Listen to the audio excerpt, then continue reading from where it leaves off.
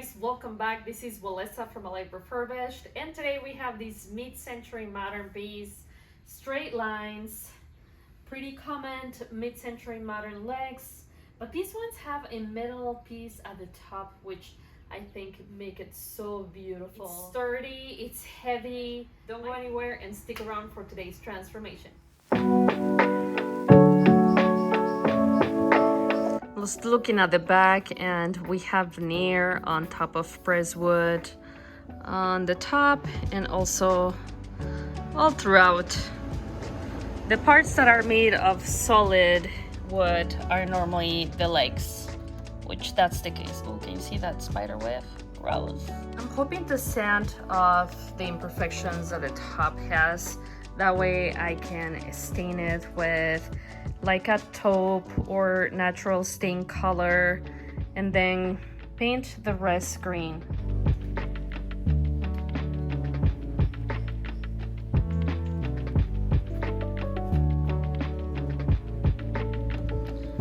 This drawer here on the top has a Maker's brand, Century. We have dovetail drawers, and like I said earlier, this is a solid piece of furniture that's sturdy and extra heavy for its size. It's pretty obvious that at some point they switched the hardware and added some knobs where normally we have pulls. I'm gonna be replacing the hardware for something that's more fitting to an MCM piece. I thought it would be easier to remove the grime, but this guy is actually pretty dusty. I might need more than just simple green.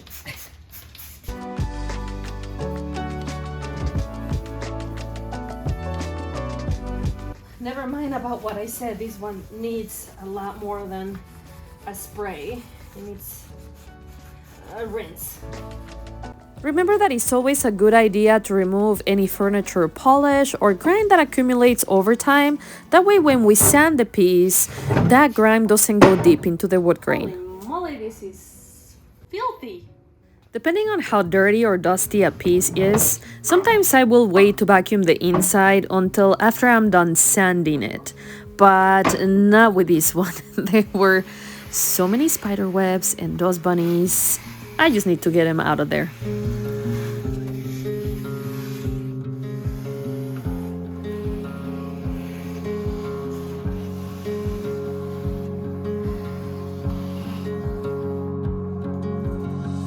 Starting to realize that I was a little too positive when I started this makeover. I use 120 grit, which is usually how I start sanding a piece, but instead of scratching the top layer of the finish, it was more like giving it a massage. I tried using the carbide scraper in hopes to speed up my process, but as you can see, it didn't do much. I took the church bells as my sign to grab the sander again, but this time using an 80 grit, which is more aggressive. Still took a while, but I could finally see some progress.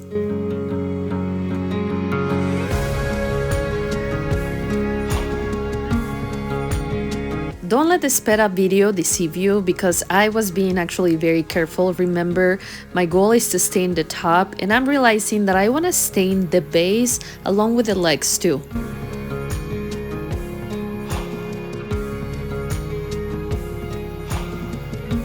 The good news is that by the time I got to the base and the legs, the finish was coming off super easy.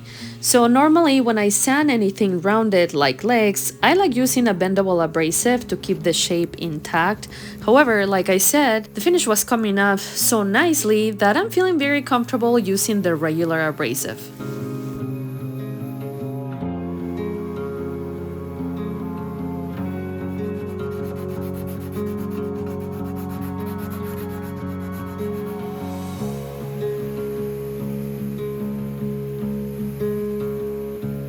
When I first see pieces like this one, I'm often captivated by the small things. And I know it might be hard to believe, but the metal rings were it for this one. They have some tarnish and I want to make them shine again by scrubbing them with Barkeeper's Friend and 000 steel wool.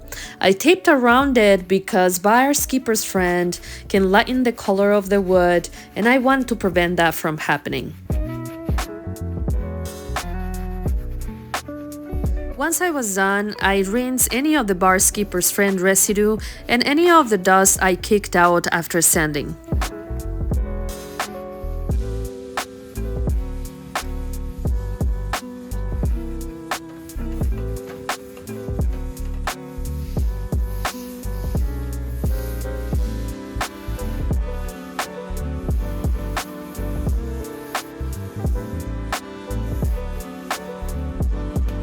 Some wood filler here because there's I sanded more rigorously where I saw dents and scratches, but there were some dents that were pretty deep. Those are the ones that I filled out with wood filler. Those repairs dried after half hour, so then I came back and sanded them until they were all smooth.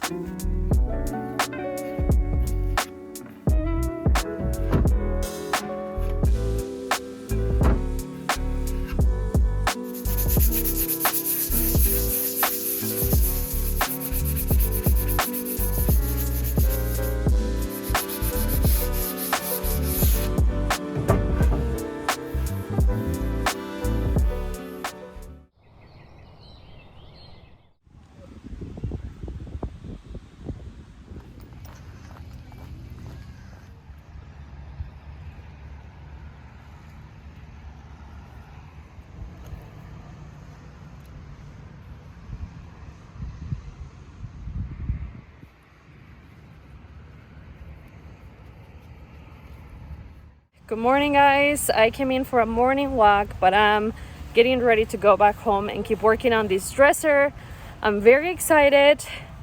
I can't wait to finish it off. I think a good paint and stain combo is gonna make a huge difference. So let's see you at the shop. Remember how I said at the beginning that I would aim for a neutral color look for the top and legs? Before I can do that, I'm going to tone down the red tones on the wood by applying a green color wash using diluted paint. This is 1 part water, 3 parts paint, and I'm gonna apply just a very light coat.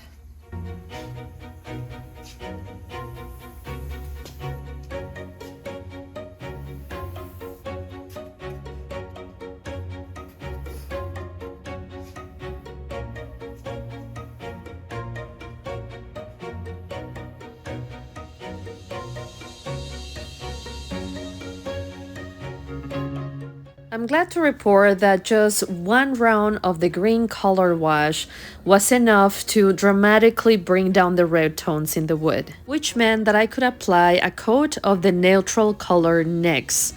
And yes, I'm using the exact same color wash technique, but this time I'm using the color Algonquin. Both colors are from Fusion Mineral Paint.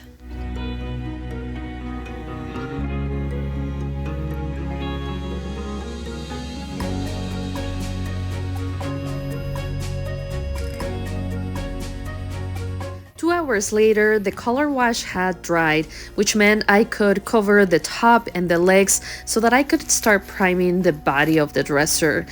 I decided that I wanted to see this guy dressed in black, but I'm gonna be using clear shellac to black any wood tannings because yeah, even when you paint with the color black, you can still see bleed through, and I hate it, so I might as well just avoid it if I can. Once the last coat of shellac dries, which normally takes about an hour, you can go ahead and scuff sand any sheen using a fine grit. This will give your paint some tooth to hang on to.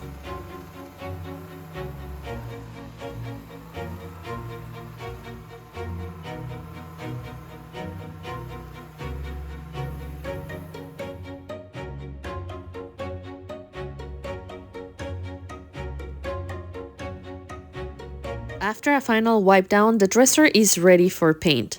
I'm gonna be using General Finishes milk paint in the color Lamp Black. I added a little bit of water to the paint to make sure that it would spray it smoothly out of my Flexio 3500 sprayer from Wagner.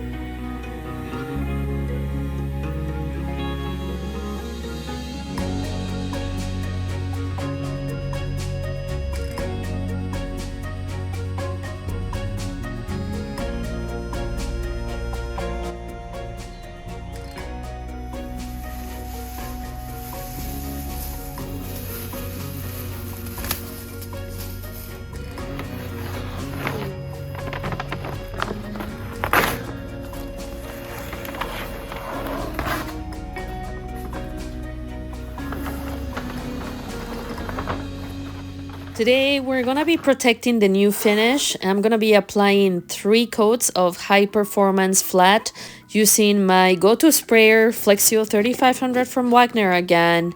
I'm excited to see it come together.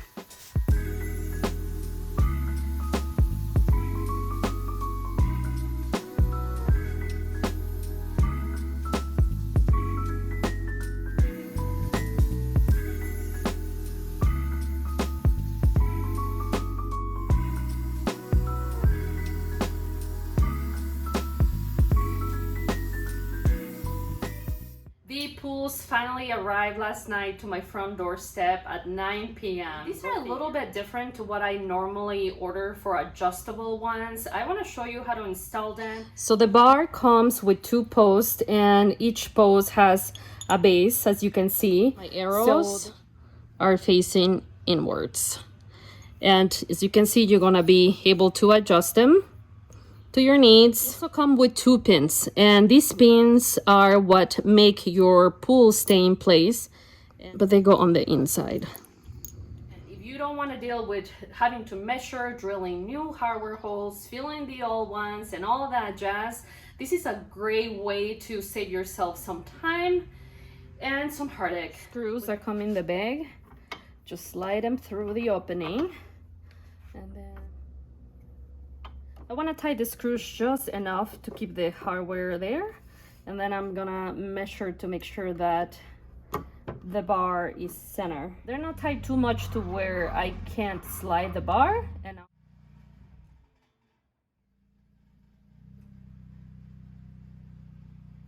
I have to tie them.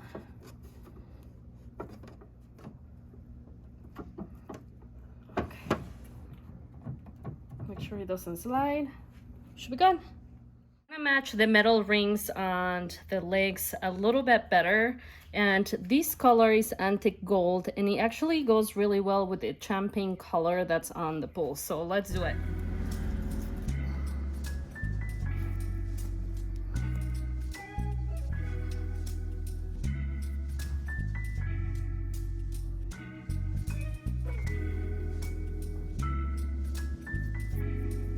Be applying some furniture tonic to revive the wood inside because it looks a little dry.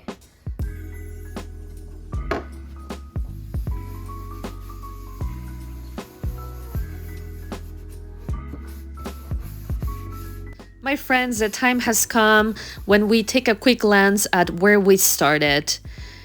And here he is today. He is so elegant in black. I couldn't be more happy with the results. It turned out better than I could have imagined.